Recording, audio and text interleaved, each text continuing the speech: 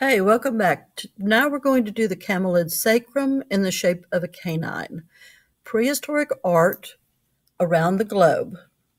When we think about prehistoric art before the invention of writing, likely the first thing that comes to mind are the beautiful cave paintings in France and Spain with their naturalistic images of bulls, bisons, deer, and other animals. But it is important to note that prehistoric art has been found around the globe in North and South America, Africa, Asia, and Australia, and that new sites and objects come to light regularly, and many sites are just starting to be explored. Most prehistoric works have that we have discovered so far date around 40,000 BCE and after. This fascinating and unique prehistoric sculpture of a dog-like animal, and it is below. We'll go ahead and take a look at it.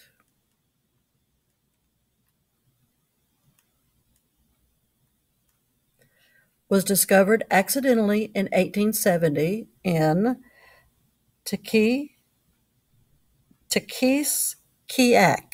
Mexico, in the Valley of Mexico, where Mexico City is located. The carving likely dates to sometime between 1400 to 7000 BCE. An engineer found it at a depth of 12 meters, which is about 40 feet, when he was working on a drainage project. The Valley of Mexico once held several lakes. The geography and the climate of this area was considerably different in the prehistoric era than it is today. What is a camelid? What is a sacrum?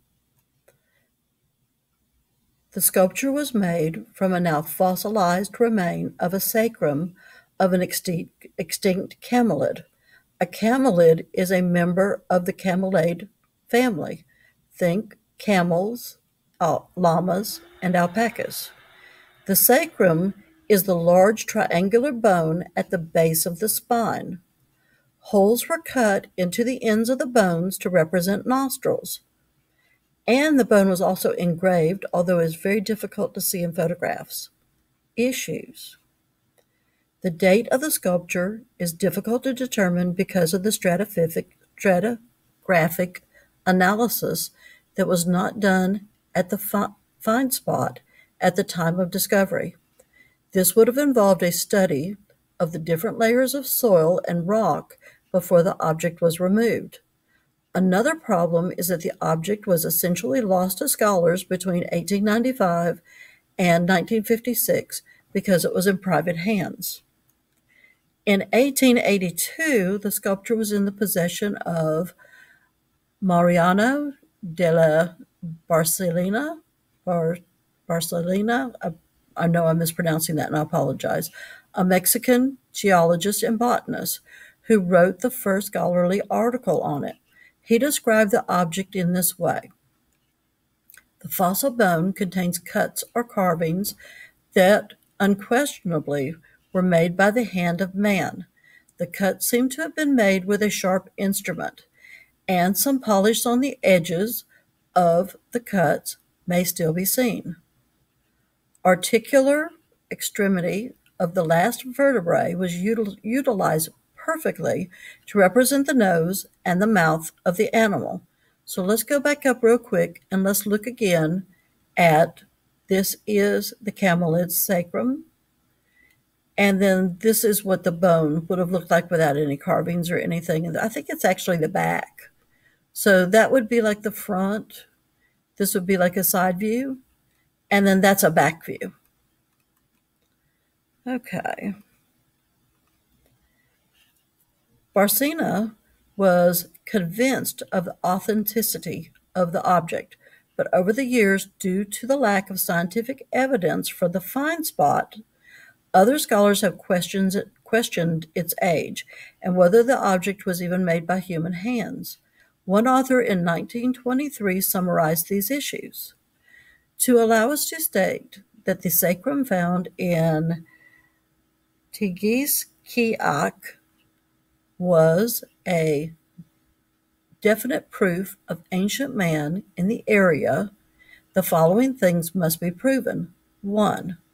That the bone was actually a fossil belonging to an extinct species.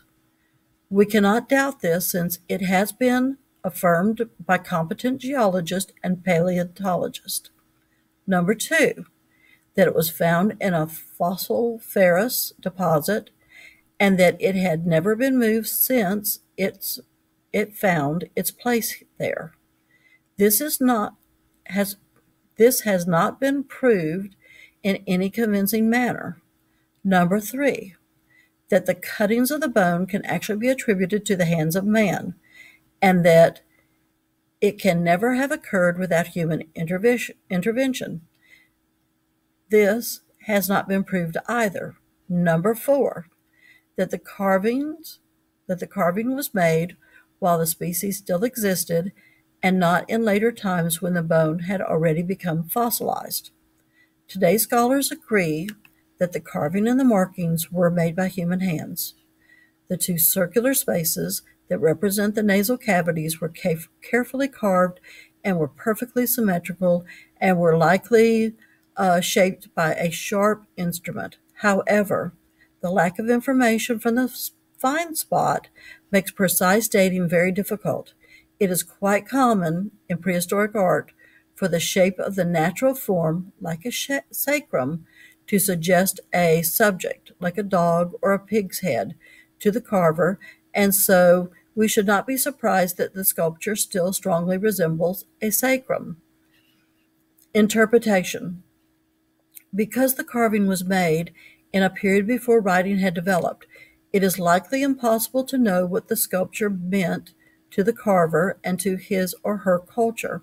One possible way to interpret the object is to look at it through the lens of later Mesoamerican cultures. One anthropologist has pointed out that in Mesoamerica, the sacrum is seen as sacred, and that some Mesoamerican Indian languages name this bone with words referring to sacredness and the divine.